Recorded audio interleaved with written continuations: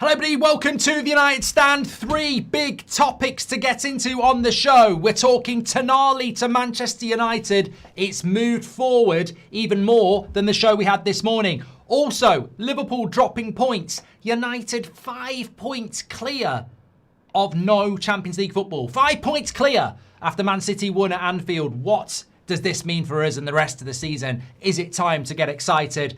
Get in. And also, is it also time that United stopped leaking that it doesn't matter that Baleba's been shit this season? Another shite performance from Baleba. Why are United still pushing this? Why don't they just come out and say, look, having scouted him this season, we're not so sure. We're retracting from that deal and looking at someone else, because I think they're walking into an absolute trap here. Another shit game from Baleba. I know he's got talent. I know he's very good.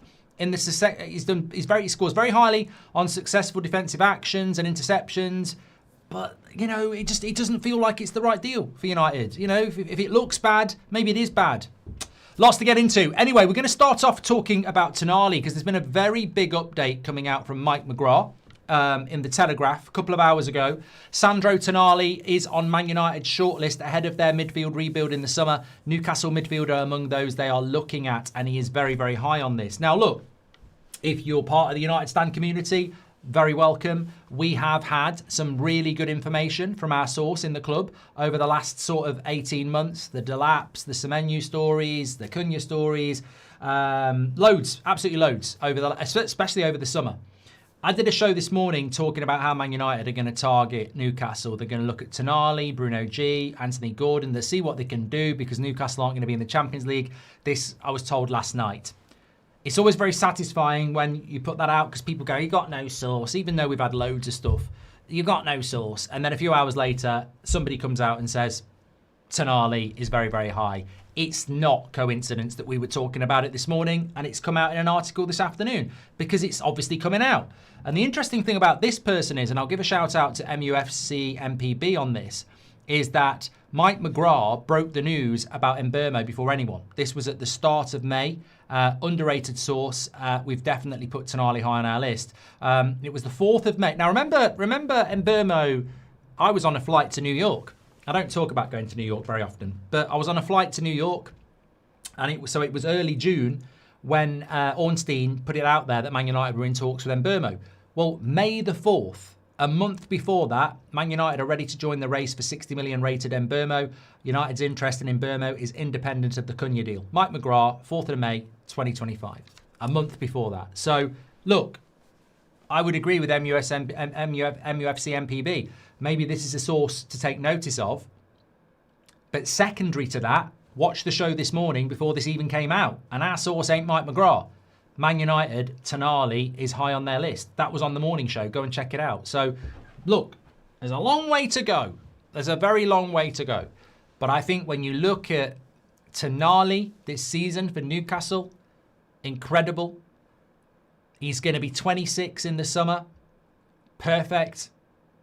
Obviously, he's going to cost a bit of money. But I think it's exactly the sort of deal that United need to be all over. And if you're talking to me about Baleba and Anderson, or you're talking to me about Tonali and Anderson, bye-bye Baleba, this is the right deal to do. Because this is somebody that has played Champions League football and Premier League football for Newcastle and done very well. That is a pedigree. That is a Cunha. That is an Mbeumo. Baleba is a punt. He's a work in progress. Tonali comes into the team. You expect him to deliver on Monday. Baleba comes into the team. You expect him to do okay, but maybe he'll be the real thing in a couple of years. And I think that is what United need this. Whether it's going to be Michael Carrick as manager or Enrique. Whether it's going to be with Bruno or without Bruno. None of those scenarios do you want a midfielder that's a prospect. In all of those scenarios, you want a midfielder that comes in and goes, give me the shirt, and away we go. So I think this is really positive. And it fits in with what I was talking about Baleba, which I'll come into in a moment. Does Baleba pass the eye test, says Wretch? We'll talk about him in a minute. Is your sauce barbecue or tomato, says James. Hilarious. Wasn't, but I thought I'd got some on my lip, actually, because I did just eat very, very quickly. Busy night tonight. Super Bowl watch-along, 11 p.m. on That's Football. And I've been busy watching City and doing other stuff as well. Wasn't Baleba an Amrim obsession? I don't think it is. I think it actually is Wilcox. I had Tonali on FC25 and I won the league. Well, that's it for me, JB. That'll do. And David Broadhurst, welcome to the Members Club. Thank you very much. Is it too much to ask for both, says Asher? I mean, yeah, you could go Tonali and Baleba. Yes, you could. You could do that. I just think that we're being linked to a player here that Arsenal were looking at. And I know we're not Arsenal. And I know we want to be better than Arsenal because we're Manchester United. And I know we're not Man City or Liverpool, but we want to be better than them. But this is something we've spoken about on this channel for a long time. If you're behind Arsenal and you're behind Man City, and they're going to buy Tonali and we're going to buy Baleba, how are we catching up? We got to start taking players they want. That's what we got to do. Because they're already ahead of us. And then if they get Tonali and we get a prospect, they're going to stay ahead of us. We've got to start mixing somehow in the world that they are. And respect to Arsenal. You know, they're better than us. They've got a better squad than us. They're doing very well in the Premier League and they're doing very well in the Champions League. And if they're looking at someone like Tonali, then we got to be knocking on that door and going, hold on a minute. I know Arsenal have probably won the Premier League and maybe they've won the Champions League and it's London and it's a great deal. But where do you start in a team that's got Zubimendi and Rice? Man United, we're on the up. We're in the Champions League. You are the guy. You start every week. You're going straight in to replace Casemiro. You are the guy. For Manchester United at Old Trafford in the Champions League, you are the guy. You will play. So if you want to go to Arsenal and sit on the bench, that's up to you. I understand it. But at Man United, you're the guy. You're the midfielder. That's what you do. And look, there's a lot of people in the chat saying, well, what about Anderson? I like Elliot Anderson, right? I like Elliot Anderson, but Forest are shit. And he mainly is their man of the match, but they're shit. And when we bought Roy Keane from Forest and they got relegated, that's fine. We broke the British transfer record. So just because they're shit and they're going to get relegated doesn't mean Elliot Anderson's not a brilliant player for Man United. You could argue if he's doing well in a relegated team, what would he do in a Champions League team? But he ain't Roy Keane. And I don't think he's a 6. I think he can be a 6, but I don't think he is a 6. When you look at Anderson, I don't see Anderson holding the midfield next to Mainu. I don't see Anderson as that. I think he's got more to his game, his passing range. So maybe we do take Anderson and we turn him into a 6. But I think with Tonali, you stick him straight in there. I think you stick him straight there. So I would like to see Tonali and Anderson, or Tonali and Stiller. But I don't want to see Anderson and Baleba. I want to see Tonali. And look, you get told stuff and you think, I hope it's true. But the follow-up this afternoon from Mike McGrath in the Telegraph encourages me a lot. And I think we've got a lot to offer. I really do. I think we've got a lot to offer, and I think he's an interesting player. My only concern with Tonali is something that United really have to consider. We have to consider. We've seen it with Sancho. We've seen it with Sanchez. We've seen it with many other players. You buy a good player, but you don't check. You don't do the background checks, the personality, the lifestyle. Tonali had a major gambling problem. That would be something that United and Arsenal need to take a look at. And I think he's past all that. But other than that, I think it's a very interesting and very encouraging signing. And what I like about it the most is the fact that 26 in the summer, Premier League proven, experience. Those types of players are what United need. I don't need any more 20, 21, 22-year-olds who are coming here to learn. It's a hard place to learn. It's a very hard place to learn, and I don't think we think about that. You can bring a really good prospect to Man United, but it's a hard place to learn. You're better off bringing an experienced player to Man United. So, look, it's positive. It's coming in from a credible source. We spoke about it this morning as well. Let's see where it goes, because next stage is what Romano says. Next stage is what Ornstein says. So let's see where it goes from there, because that's how the Mbermo story went, and Ornstein was talking about it straight after. Rory says, will we really go for Baleba? He's only played half the minutes for Brighton this season in the Premier League. If not good enough for them, he ain't good enough for us. Tonali is him, says the Rusty Bartender. And Mario Franco says, Stiller and Tonali, why not? Tonali, Mainu, Stiller, Bruno, hopefully and Kone can get some minutes in Cups too. Get a left winger, a left back and a striker, says Mario Franco. And would you sign Janelt from Brentford? Clapped boy. I will clap you. Well done. I love this. I think this is the statement of the evening. You know what, Janelt, I've got a list of players actually that I went through. I'm probably going to do a video on it actually. I've got 1, 2, 3, 4, 5, 6, 7 midfielders that aren't Wharton and Baleba, and Janelt was there. He's a very good shout, and he's having a very good season at Brighton. And a lot of people probably won't know what about him. However, he will not come to United because I think he's 28. I think he is 28. So I think he's probably going to be a little bit too old for United. But it's a very good shout. Well done. Well done. You should be very proud of yourself. He's a good shout, Janel. Yeah. Rory C says, I've done that one. Emily Derry's in the house. She says, ideal world, sign Tonali, one of either Wharton, Anderson or Stiller. Then if you have time, go for a Favell wonder kid, since we probably need 3 midfielders, especially if Agate goes as well. I like that. I like that. Tonali, one of Wharton, Anderson or Stiller, and then a wonder kid would be good. Tonali has a dent in character, says Nay. Mark's looking handsome today. When did you shave? A couple of days ago. Tonali and Anderson or Stiller would be good, says one and only. Carrick gets the job on 2 conditions, says Paul Cassidy. 1, he gets the 5 wins in a row. 2, he cuts idiot's hair with only tweezers and his bare hands. Okay, now. Okay.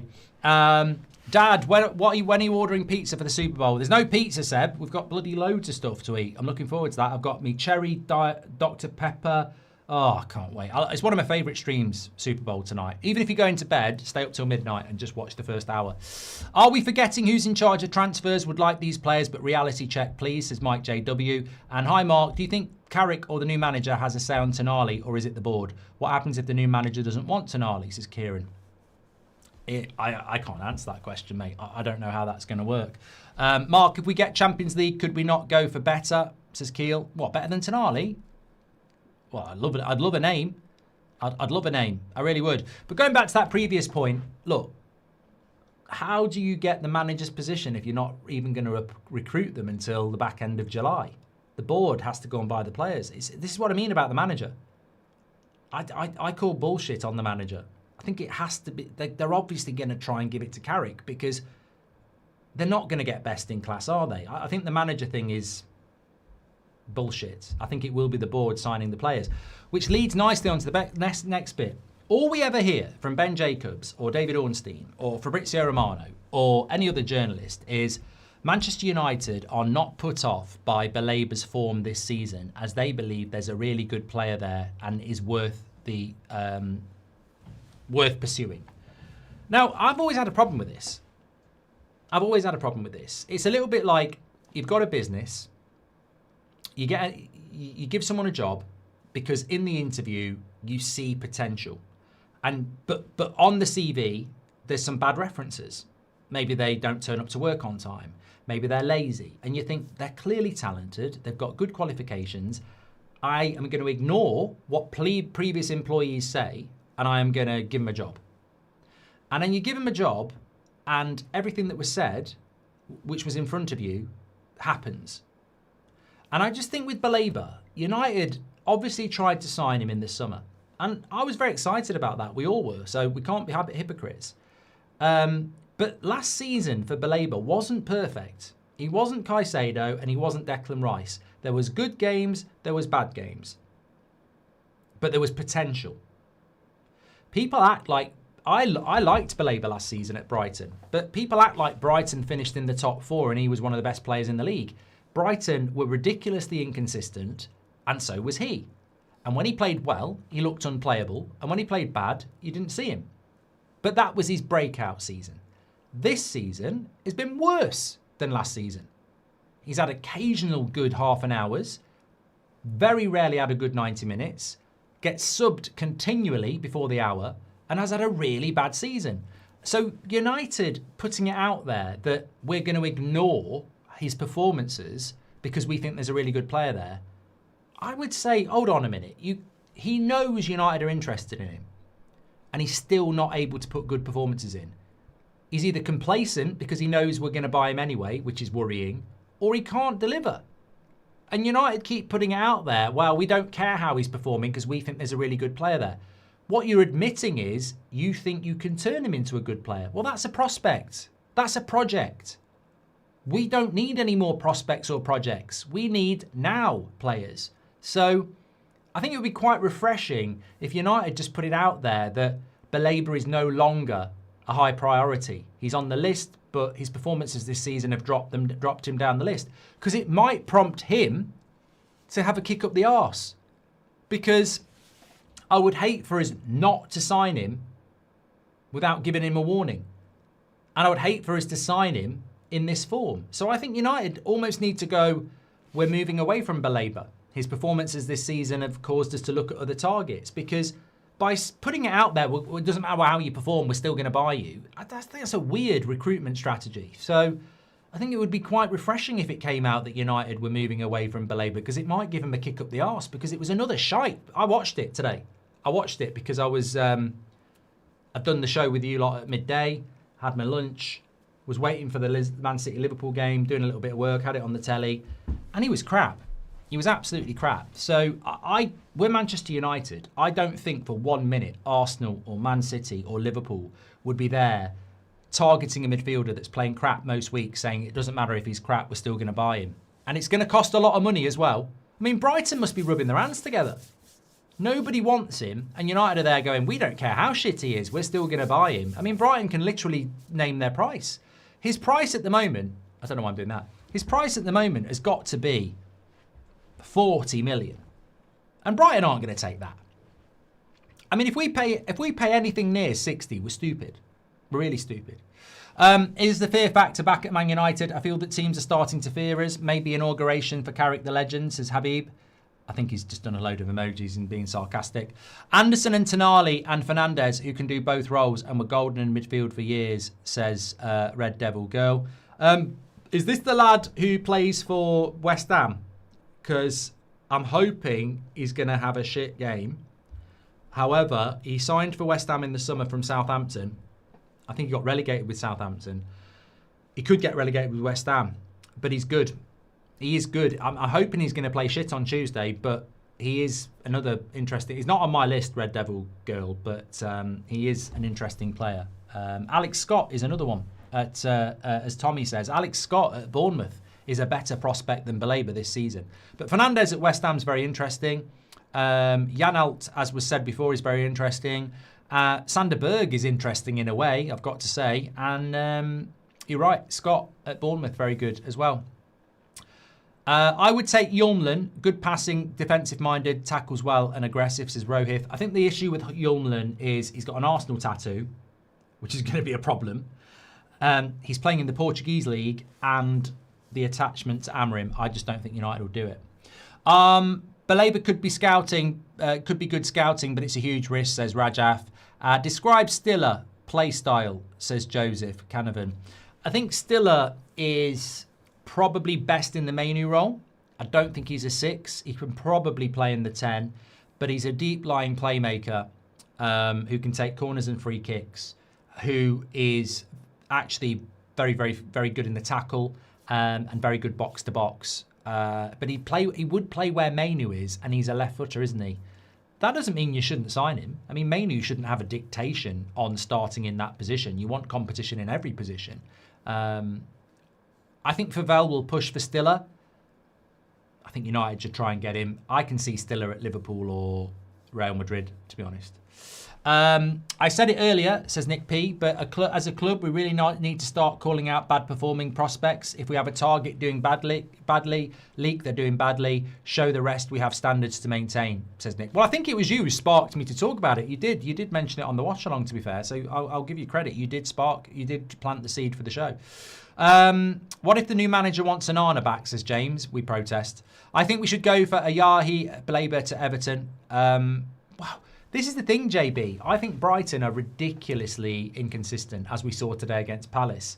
But I don't think Baleba's even their best prospect. I think Ayari is better than him this season. You're right. He's not even the best midfielder at Brighton, who's under 22. And I'm not saying we should go for him, but there we go. Desiree says, Mark, stop giving me hope. Now I'm starting to think our midfield will be Tonali, Stiller and Berg as backup. I mean, I wouldn't say no. Loving the content, but surely our targets for the summer have to be mould of Tonali. We have to go for experience to improve the squad, says Charlie. Yep. Do you think we'll sign a goalkeeper in the summer, says Hyens? I think we will. But who that goalkeeper will be, I don't think it needs to be an Emi Martinez. I think it needs to be somebody who can challenge Le Mans, but basically be the understudy. There'll be plenty of people like that, though. I want Alex Scott and Truffert from Bournemouth, says Rajaf. I think you know what?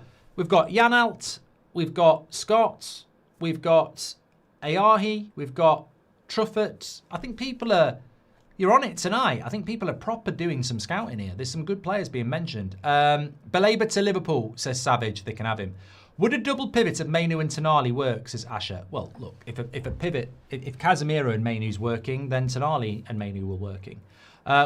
Tyler Quarry says Tonali and Baleba both may not go to the World Cup. Easy deals for the board to get done, and they can take years on doing. Also, is the youth West Ham left back on your list? No, he's not, Tyler. He's not. So maybe we'll have a look at him in the summer on Tuesday. Emily Derry says Baleba is starting to remind me of Sancho in that United put the blinkers on and carried on regardless of red flags sticking out everywhere.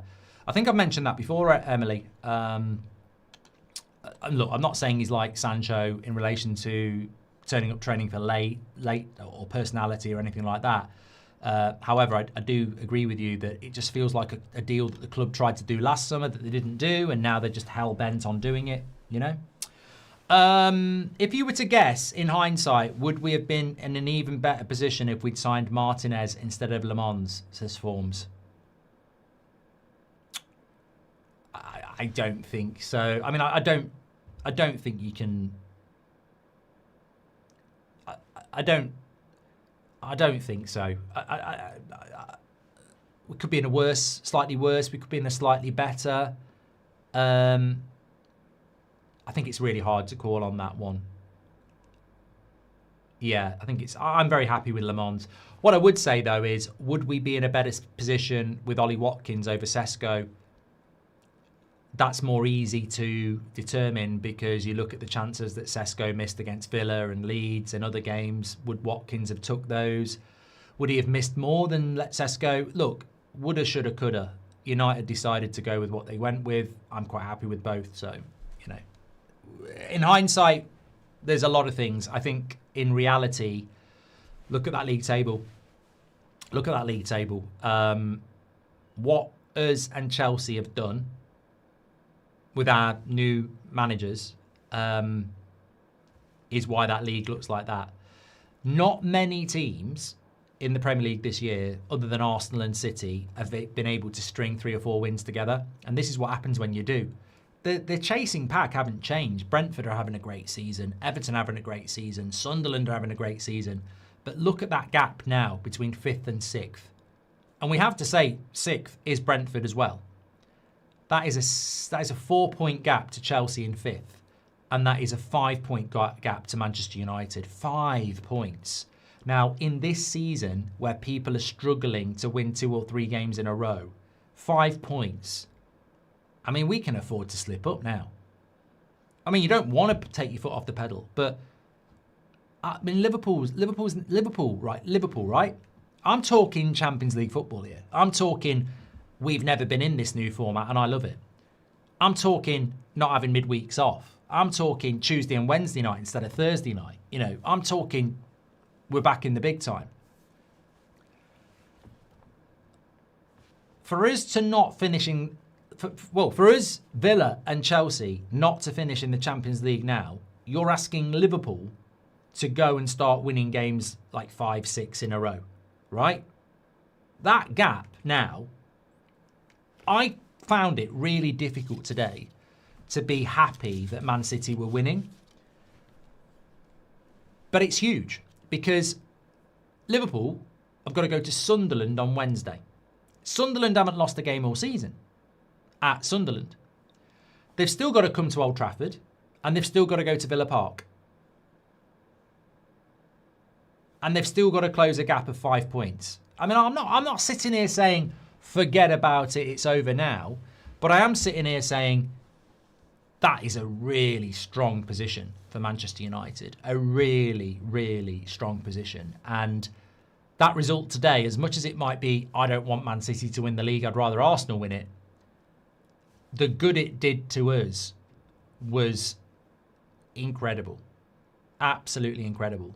So just look at that tonight and say, what a position to be in. And you look at what we've got left. I mean, look, I'm not saying it's going to happen. West Ham will have a bloody good go against us, but I think we've got match winners. But even if West Ham did get a draw on Tuesday,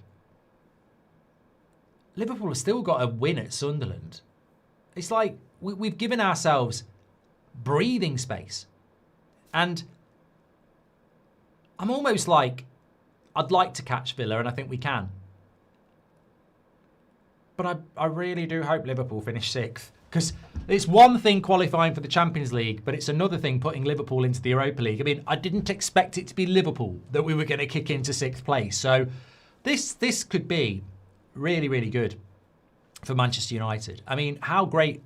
I don't even care if we finish 5th, as long as Liverpool finish 6th. But I mean, look, I mean, look, City winning today was a bit of a kick in the arse, because I actually thought a draw would make City closer to us. Maybe we could get second. I don't think we're going to get second. I think Arsenal and Man City are going to have a proper title race. I think we can get third. I think that's possible. But if you'd said to me at the start of the season, we'll get Champions League football at the expense of Liverpool, and I said, happy days. So Liverpool in the Europa League and United in the Champions League. I mean, if you'd said that to me in the summer, I'd have said, what are you smoking? What are you smoking? It's bad for your health. So, look, it's great. It's absolutely brilliant, the situation that we're in. And right, Robert McCormack says, I'd take 4 points from the next 2 happily. Well, the next 2 for us are... I feel like... I'm not 100% sure on this. We've got West Ham away, and then I'm sure we've Everton away. Yeah, so Everton away and West Ham away. So, look, I can see us winning both, Robert. But as you say, it's the breathing space that we've got now, where a 5-point gap is considerable. The way I always look at it is, because I'm older than a lot of you, if we had a 5-point gap at the top of the league, I'd be breathing easy. If I'm Arsenal, I'm breathing at 6 points. Obviously, you want it bigger, but 5 points in a title race, I would be over the moon with that. There's a couple of slip-ups there. Pressure's off. We've got 5 points on 6th place. And we know top 5 is going to get Champions League football. So we're in a bloody great position here. A great position. And our biggest issue is, JX says I'm scared for every game. The only thing that bothers me is that, and I can symbolise it in one thing. The only thing that worries me is that Romero tackle yesterday. That's the only thing that worries me, because that's not Carrick's fault. That's not Casemiro's fault. But the board decided we don't need any players. And that, to me, is the only thing we've got to be scared of. Because a 5-point gap, if we can keep everybody fit, we should be all right. Not because a 5-point gap can't be closed. It can. But look at the teams that are chasing us. Brentford, they've never been here before. They need a sat-nav to get in the top 5. And they haven't got one. And Liverpool... they're shit.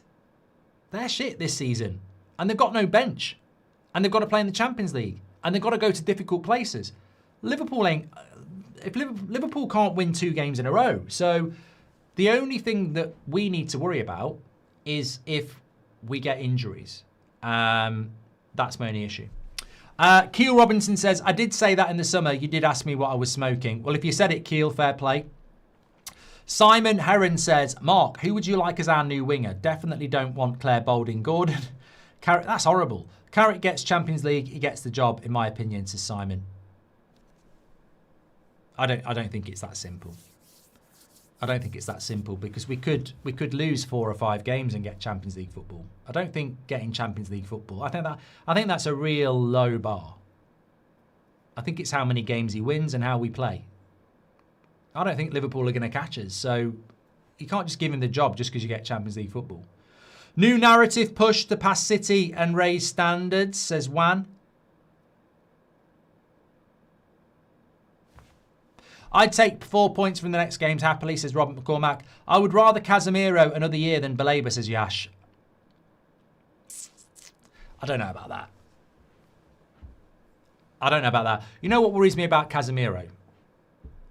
We can't afford him to get injured. He's playing really, really well. But in the 3 years we've had him, half of it he's been shit. And I think with Casemiro, you just never know when the tap's going to go on and off. So I don't really want another year. I think now... Look at Salah. This is my point. Look at Mo Salah, right? Last season, did he win Player of the Year? And they won the league. If you'd said to me in June, should Liverpool keep Salah for another year or let him go? I'd have said 100% keep him for another year. He's got another couple of years in him. He's been absolutely shit this year. You just don't, with players like that in their 30s, you just don't know if that's it. Another year of Casemiro could be a mistake. This might be the perfect time to part ways. He might have put so much into this year because he's in it. You know, he might have put so much into last summer. It's a World Cup year. He might be like putting so much into this that once the World Cup's over, he knows it's downtime. You might not have another year in him like this. So I think it's time to move on. Any chance we can win the league, says JV. The fact that you have to ask it tells you the answer. It's a 12-point gap, mate. And we're not making 12 points on Arsenal. Never in a million years. And we haven't even got to play them again. Anana to replace Casemiro. People are chucking interesting names in here. They're all having a competition. So Carlo Montana says Anana at Villa to replace Casemiro. Again, he's not a bad shout. I didn't really fancy it when he was at Everton, but he's not a bad shout. He's decent. Tyler Adams, says Brody. Again, not a bad shout. Anderson, Fernandez, Hall, Diamonde, Inacho, says Abana. Well, I like the idea of Hall. Schmidt, Stiller, and Tonali, says Cava. Dream come true. And who do you think? What do you think will happen with Rasmus if he returns at the end of the season? Says Ronnie. I don't think he does return at the end of the season, though, does he? I'm pretty sure Napoli have a option to buy, and I mean, he scored 2 goals yesterday, didn't he? So, in fact, they won 3-2 against Genoa, and it was all United lads. Rasmus got 2 and McTominay got 1. I don't think they're going to remove... I think they're going to happily take Rasmus at Napoli. I mean, technically, they're still in a title race. They're 3rd and won their last 2 games in a row. I'm just having a quick look here.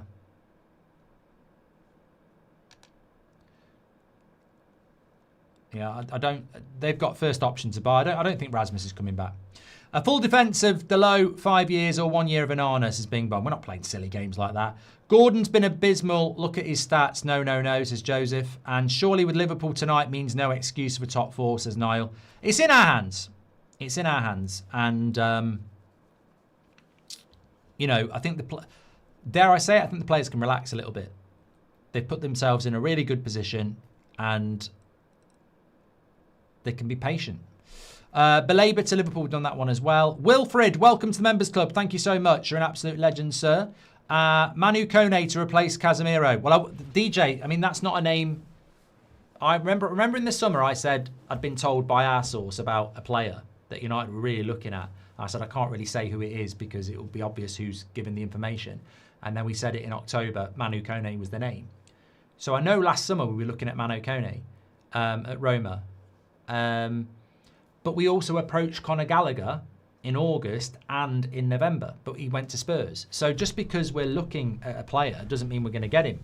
The story that Ben Jacobs told about Ndidi as well was obviously didn't end with him coming to United. So There's a lot of players out there. I mean, look, Joe Bellingham says Sol. There are a lot. The midfield market's really good, but I think it's important we try and get some people that can come straight into the team. And that would be really important. If Salah should have left and Casemiro leaving is the correct decision, then your logic applies to Bruno as well. Having a great season in his 30s, says Rajaf. Yeah, but I disagree, because I think Casemiro's position is really about legs and they're going. And Salah's position is really about legs and they're going. But as a number 10, I don't think legs have ever been Bruno's game. Like, if Casemiro can't get about anymore, he's going to get exploited as the last midfielder. If Salah can't run quick anymore, he's going to have problems against quick fullbacks. But Bruno's never really been about pace. And I think Bruno's game isn't a game that's going to fall apart if he loses a yard of pace. So I disagree. I think different players can look at Modric. Modric's game never really bothered, never really focused on pace. Is this where we are going now? Premier League proven 100%. There are some very good players, but building a whole squad on it is very pricey, says Inquisition. No, I think United will definitely continue recruiting prospects. They're going to keep doing that, full steam ahead. I just think the beneficial thing for United is to get more experienced players in as well. The left back needs to come into the team and be able to play left back. The Casemiro replacement needs to come in and be able to play.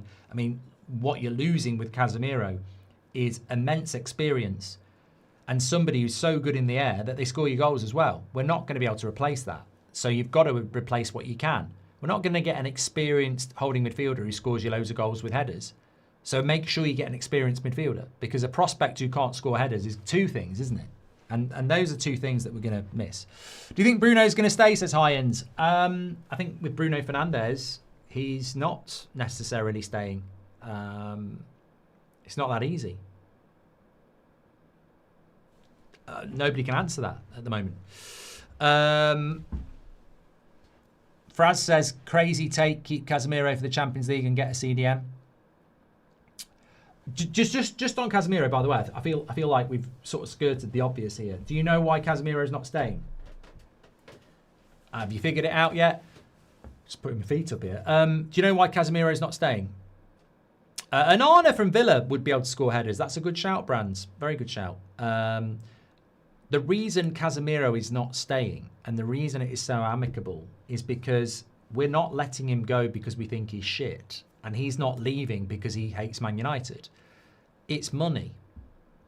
It's simple as that. The conversation was had. I will stay at the club, but you've got to pay me the same wages. And United are like, we're not paying you 350 grand a week. I think it's 350 grand a week if we're in the Champions League. And he's like, well, I'm free. I'm free. So there are clubs out there, whether it's the MLS, Saudi, or other European teams, that will give me 300 grand a week because I'm free. And I'm still seen as a very good asset.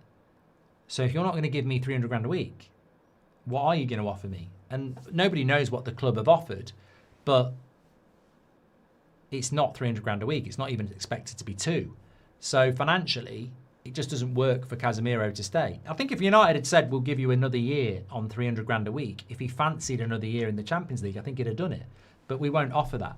So all these people saying, I'd give Casemiro another year, we'd have to give him 300 grand a week, and the club won't do it. If Arsenal don't win the league, is there any Arsenal player you would look at in the summer? No, that's not how it works, Stigo. The reason we're looking at Newcastle players is because they're not going to be in the Champions League. So they're going to want to leave. Arsenal players won't leave to come to Man United if they don't win the league because they'll still be in the Champions League. In terms of youngsters, one of these names will end up with us, either Casado or Boadi, says Mike. Well, we'll remember that comment. BRT says, if Carrick gets the job, it's fair to say that top-tier players may be reluctant to sign for us because they could see it as a bit of a gamble too. Fair point. Fair point. It's me says, check out next 9 for Liverpool, then United. How many out of 27 will they have before that match? Well, I don't know. I know what United's next few games are, and I know Liverpool have got a bad May where they play us Liverpool's May is away, so at home. Then they've got Chelsea at home, Villa away, and they're all in May. So they've got a very difficult May. I would be disappointed if we play Liverpool at Old Trafford in May and that gap's not at least 5 points. I don't see them closing that gap. I really don't. What happens with top 5 if English teams wins the Europa? Same as this year, mate. You get 6. Spurs, Newcastle, Liverpool, Man City, Chelsea, Arsenal. There's 6 teams in the Champions League because 5 went through the league and 1 won the Europa. Would you take back Rashford? Says Isk. No. No, I don't think. We shouldn't take Rasmus back. We shouldn't take Rashford back. We shouldn't sign McTominay back. We should move forward. I'd love to see a boring, consistent DCM that no one's looking for. We have plenty of attack-minded players. What we need is support for the centre-backs, says Damien. Well, I saw somebody earlier say, Tonali's got 1 assist in 20 games, no thanks. And I thought, hold on a minute. I don't give a shit about a CDM having 1 assist. I don't care about. I've got plenty of people to score goals and create goals. I don't need a holding midfielder to get me goals and assists. It's nice that Casemiro's good in the air, but I don't need them to do that. I don't need them for that. Do you remember when we last played Real Madrid in a non-friendly game? Says Wackass.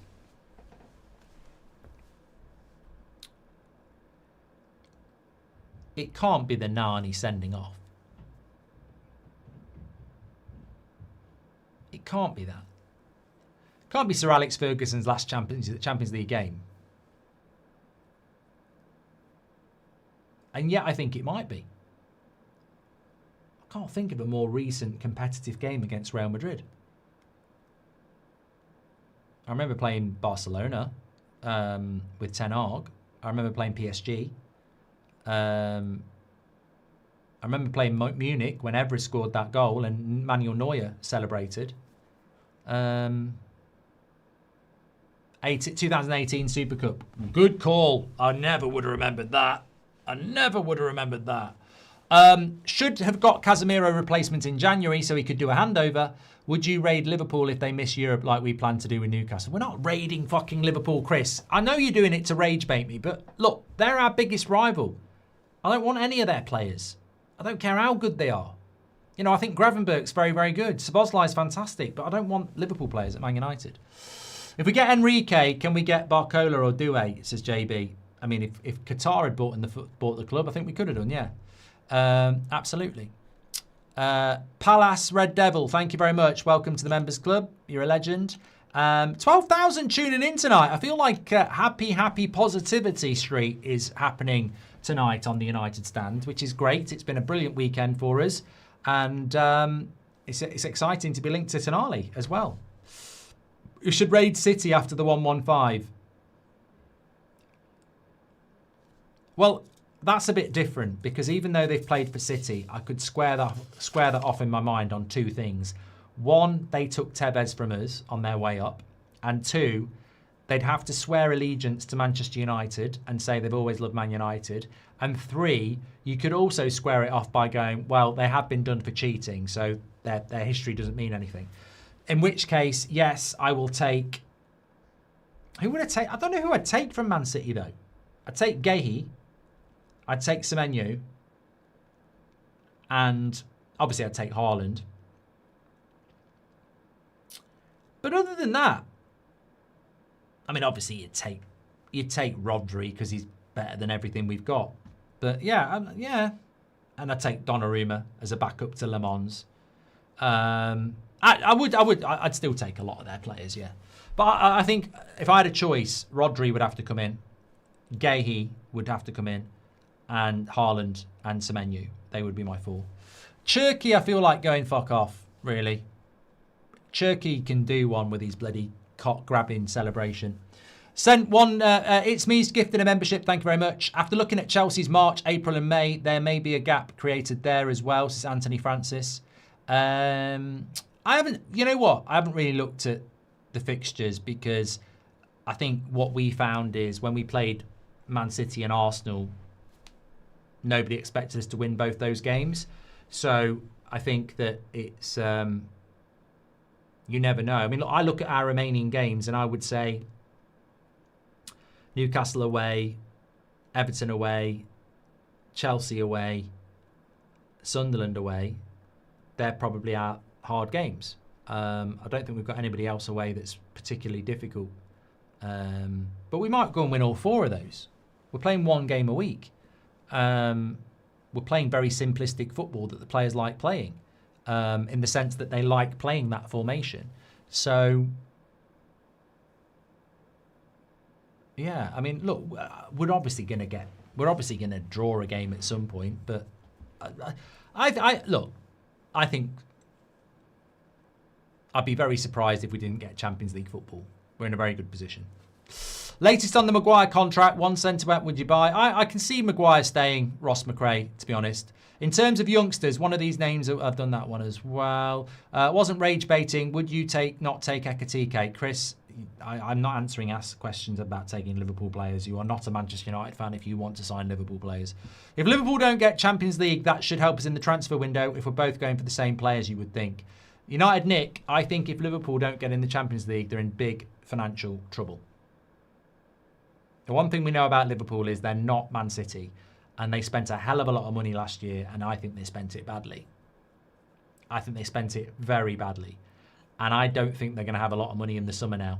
By not being, if they're not in the Champions League, I think Liverpool are going to be in big trouble, and it just shows you how quickly things can change in football, because they are a well-run club. They'd won the Champions League. They'd won the Premier League, deservedly so.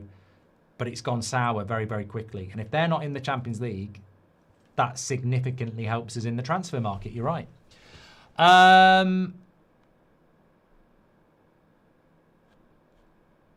Take Cherky and centre Lazon, the bollocks, says Damien.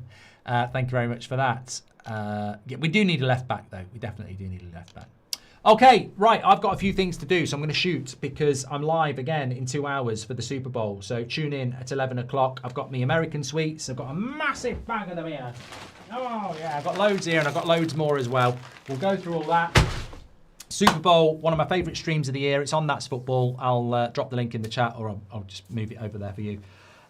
So yeah, join me at 11, and I'm on the 10 o'clock show tomorrow, so don't worry about that. I am on that tomorrow as well, and I hopefully might have a video dropping at 7 a.m, which I want to pop out as well, so hopefully that'll be going out as well.